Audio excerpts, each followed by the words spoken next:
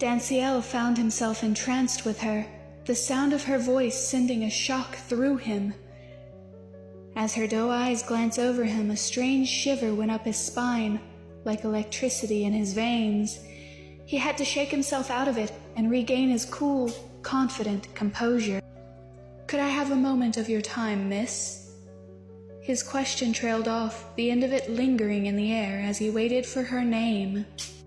"Senoria," she replies with a slight dip of her head, in a subtle greeting that held a strange energy of respect and something else. A hand touches her heart as she introduced herself in a confident yet polite tone. "I go by Senoria Nighthope. And you are?" Senoria. That was the pseudonym the author of those stories had used, woven with details too accurate to dismiss. She was the one who had written them, but she didn't give her legal name. She had used the pseudonym. She wasn't even trying to hide. Even her name was enchanting, the word rolling off her tongue easily. As she introduced herself, Danciel took in that polite yet respectful manner, and the feeling in his chest intensified again. When she asked for his name in return, he had a moment of hesitation. He could feel something in her. She was sharp and perceptive. There was no telling what she was picking up from him. After a moment, he gathered himself. "Danciel," he answered simply. A tense silence filled the air, Senoria gazing at him with that hint of curiosity and amusement in her eyes. This woman. Danciel was struggling to maintain composure, that strange feeling still burning low in his chest, and as he returned her gaze, he caught sight of the Om symbol painted on her skirt. A knowing and almost amused smile tugged at her lips, but she looked away to suppress it. "A pleasure to meet you, Danciel." There was something almost respectful about the way she held herself, despite the confidence in her stance and the politeness in her mannerisms. And the sound of his name on her lips made his heart skip a beat.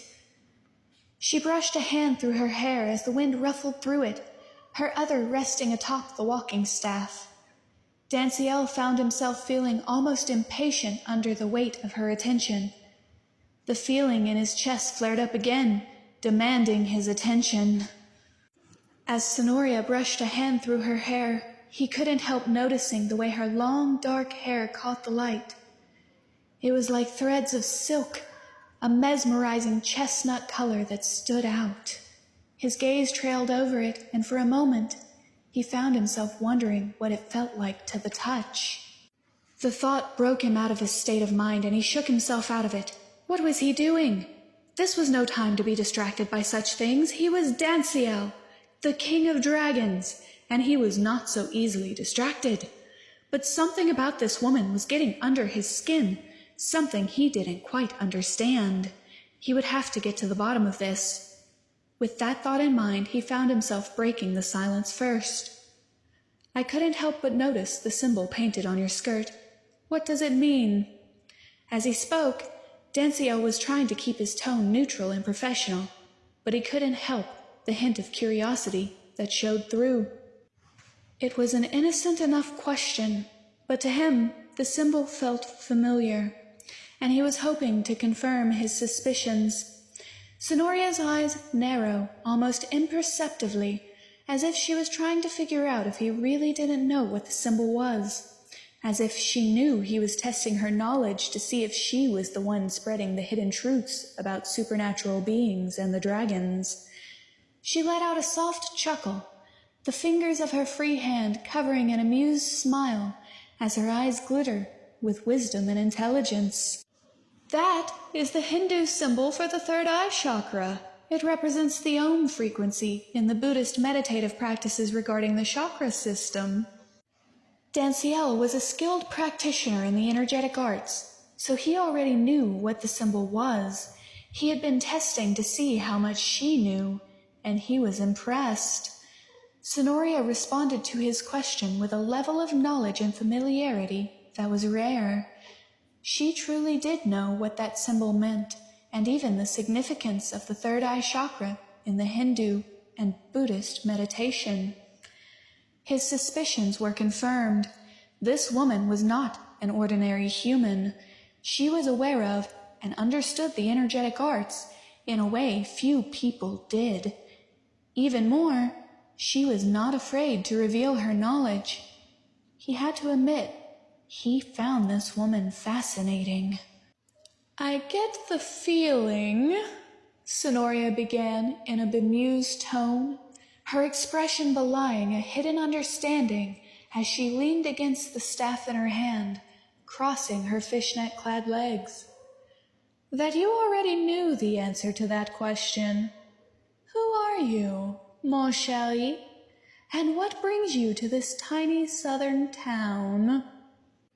She spoke French, but her natural accent was that of an American from the South, and she seemed to know more about this situation than she let on. As Sonoria spoke, her words, and the French mon chéri, sent a shiver through Danciel once again. She was too perceptive, reading him like an open book, and seeing through his feigned ignorance. Her use of French revealed an additional layer of knowledge in language, and her playful southern manner seemed at odds with the serious and analytical energy she gave off. Danciel found himself studying Sonoria closely, trying to figure out who this woman was and how she seemed to know more than she should. As he studied her, his gaze was drawn to the staff in her hand. It was an unusual choice of accessory, and Danciel couldn't help wondering if it was a symbol of some kind. As for her question, he debated how to respond. He couldn't lie, but he had a feeling Sonoria would see through it. It was more likely that he could get more information out of her by being honest. So he decided to answer her question with his own. "How do you know I'm not from around here?" A soft chuckle escaped her, her free hand touching her heart almost subconsciously. She looked at the ground to contain herself before looking back up to Danciel with a bemused smile, her eyes analytical and holding hidden knowledge. Her tone was smooth and amused, but also respectful as she answers. "Well, this tiny town is right next to a mafia town. Several families do business there, and I've not had a single one of them approach me before. You act differently from them. You aren't arrogant or imposing, nor do you seem to be interested in any of the things that they are. I can tell you aren't a simple businessman. Your aura, the way you dress, the car you drive, and the question you asked just a moment ago all give you away. You're someone in the hidden societies, that much is certain, and your energy is quite intriguing as well."